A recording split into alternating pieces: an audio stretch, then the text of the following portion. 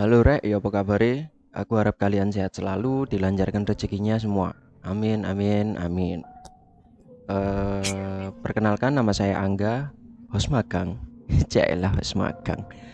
Karena ini pertama kalinya saya membacakan cerita-cerita dari netizen sekalian di sini. Jika ada kurangnya, mohon dimaklumi.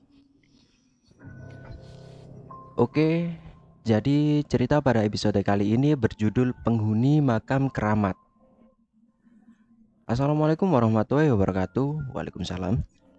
Cerita angker ini saya alami saat iseng-iseng uji nyali di tempat yang angker di desa kami. Di desa saya, terdapat sebuah makam sendirian. Makam tersebut dikeramatkan oleh warga. Di desa kami, banyak cerita seram yang terjadi di sekitar makam itu.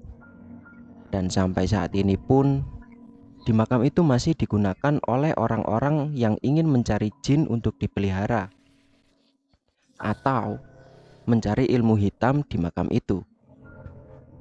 Tapi di antara cerita-cerita seram yang menyelimuti mistisnya makam itu, saya belum sekalipun melihat penampakan di makam itu. Oleh karena itu, saya dan teman-teman saya, Denny, Imam, dan Ipung, berniat melakukan uji nyali di areal makam tua itu. Sebenarnya, kami agak takut juga untuk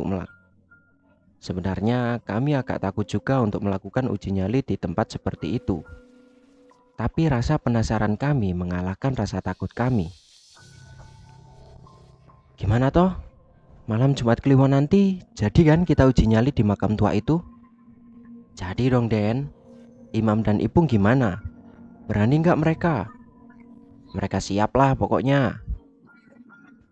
Kami memang berencana melakukan uji nyali di malam Jumat Kliwon agar suasana mistis makin terasa. Kata orang-orang sih, kami anak-anak yang nekat.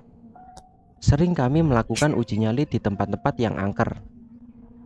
Tapi belum satu pun dari kami yang melihat penampakan makhluk halus di makam tersebut. Paling cuma sekelebatan-sekelebatan bayangan yang tidak membuat kami takut sama sekali. Sesuai dengan rencana, pas malam Jumat Kliwon, kami berjalan menuju makam tua itu. Letak makam itu cukup jauh, terletak di dalam hutan. Kami harus berjalan sekitar 1 jam untuk sampai di makam itu. Sesampainya di makam itu, kami langsung bersiap-siap karena waktu sudah menunjukkan pukul 10 malam. Kami memasang 2 alat perekam dan itu pun juga hanya menggunakan kamera HP. Setelah diundi, Imam yang mendapatkan giliran pertama, disusul Denny, Ipung, dan saya yang terakhir. Kami melakukan uji nyali selama 1 jam per orang agar waktu yang ada cukup untuk acara ini. Sudah 1 jam Imam melakukan uji nyali, tapi tidak melihat tanda-tanda adanya penampakan. Begitu juga dengan Denny dan Ipung. Hingga saat saya yang mendapatkan jatah uji nyali pun, saya tidak melihat adanya pocong, kuntilanak, atau genderuwo yang berkeliaran di areal makam itu. Tuh setan takut kali ya sama kita. Masa pocongnya pada nggak nongol? Nyesel gue uji nyali di sini. Mereka kan takut sama kita sob. Hahaha. Hahaha. Hahaha.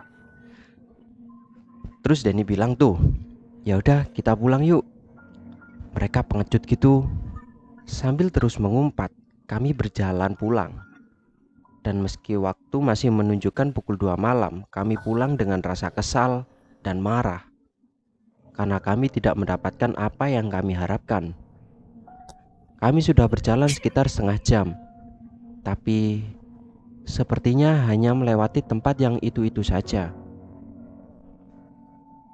Kami berpikir mungkin banyak pohon yang sama. Kami terus berjalan menyusuri hutan belantara. Tapi keanehan mulai terjadi. Saat senter kami menyorot ke arah depan, dan ternyata kami melihat makam tua itu lagi. Kami sangat terheran-heran. Padahal kami berjalan menjauh dari makam itu. Tapi kenapa malah kembali ke makam itu lagi? Gimana nih sob? Kok kita balik lagi ke makam tua ini? Aku juga nggak tahu. Kan kamu tahu sendiri, tadi kita berjalan menjauh dari makam itu. Kita balik arah aja lah sob, muter aja. Gua nggak paham nih jalannya. Oke lah, balik aja kalau gitu. Kami pun memutuskan untuk putar arah dan hanya Ipung yang tahu jalannya. Jadi, kami mengikuti Ipung dari belakang. Tapi, sudah setengah jam berjalan. Sepertinya Ipung agak kebingungan. Sepertinya, dia semakin tidak yakin dengan jalan yang dia ambil. Dan benar saja, kami melangkah. Dan kami sampai di makam tua itu lagi. Kami semakin kebingungan. Wajah khawatir dan takut menghantui kami. Di saat sedang takut-takutnya, tiba-tiba saya mendengar suara cekikikan. Dan suara itu berasal dari atas pohon. Suara itu membuat saya semakin ciut nyalinya. Tapi sepertinya hanya saya yang mendengarnya. Saya tidak berani melihat ke arah atas. Kami berempat cuma bisa terduduk di bawah pohon. Kami tidak tahu apa yang harus kami lakukan. Sudah merasa letih sekali karena sudah berjalan jauh. Tapi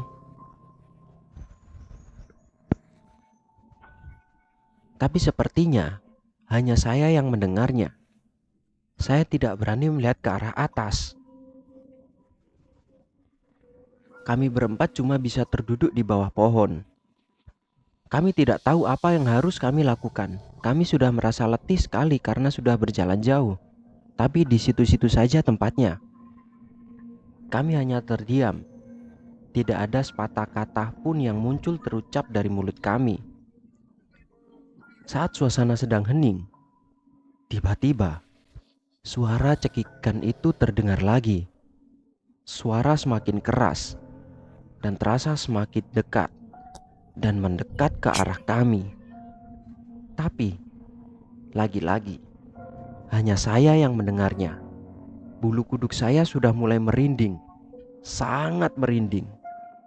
Saya sama sekali tidak berani menoleh ke kanan atau ke kiri. Hanya memandangi jam dan berharap waktu sudah pagi. Di saat sedang takut-takutnya, tiba-tiba saja Ipung berteriak-teriak, "Kuntilanak! Astagfirullah! Astagfirullah!" "Ada apa, Pung? Ada kuntilanak?" Ya gitulah pokoknya. Saat itu kami semakin ketakutan. Kami saling merapatkan badan kami agar tidak terpisah saat sedang duduk. Saya beranikan untuk menoleh ke arah samping dan astagfirullah, saya melihat sesosok pocong yang berdiri 100 meter dari tempat kami. Wajahnya begitu menakutkan. Saya berteriak dan tidak berani untuk memandangi lagi. Di saat suasana yang ketakutan ini, saya mendengar suara tangis. Dan benar saja, suara itu berasal dari suara tangisan imam yang ketakutan. Hanya Denny yang terlihat tegar. Dia memang yang paling berani di antara kami. Pada akhirnya kami menyesal telah berucap kata-kata sembarangan yang membuat kami diteror penghuni makam itu. Penampakan hantu pocong dan kuntilanak bukan hanya sekali.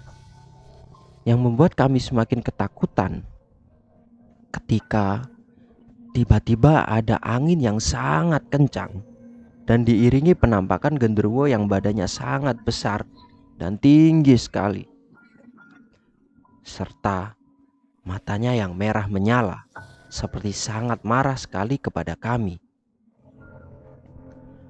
Saat sedang ketakutan, saya melihat ada seorang yang sedang berjalan ke arah kami.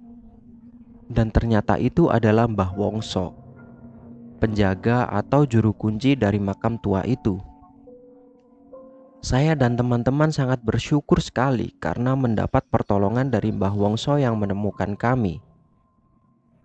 Mbah Wongso melihat semuanya, tapi mendiamkan saja. Karena, kata Mbah Wongso, kejadian seperti ini sudah sering dialami oleh orang yang ingin bertindak tidak baik di areal makam tua itu. Oke, ceritanya selesai guys, tentang pengalaman abang ini, eh, yang tentang pengalamannya bersama teman-temannya yang melakukan uji nyali di makam keramat dan dihantui oleh beberapa sosok makhluk halus. Ya, cukup seram sih. Saya juga bacanya juga merinding. Oke ya, sekian dulu di episode kali ini. Saya Angga, Sios Magang, undur diri dan sampai jumpa.